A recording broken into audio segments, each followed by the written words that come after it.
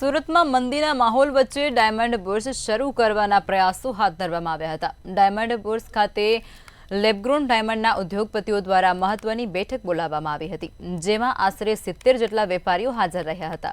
આ સાથે જ ડાયમંડ બુર્સમાં હજી ઓફિસો ખોલવામાં આવી નથી, પરંતુ ડાયમંડ બુર્સના તમામ મહત્વની સુવિધા ઊભી કરવામાં આવી છે।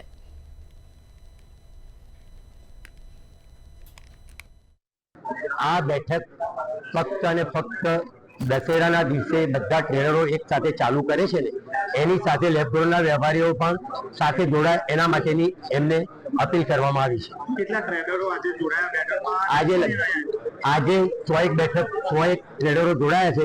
એના પહેલા પણ 4-5 મિટિંગો થઈ ગઈ, એલબી વાળા સાથે, સોલિટર વાળા સાથે, અત્યારે લેબગ્રોન વાળાની મિટિંગ છે। એવી રીતના અલગ અલગ ઘણી 4 થી 5 મિટિંગો થઈ ગઈ અને બધા જ પોઝિટિવ છે।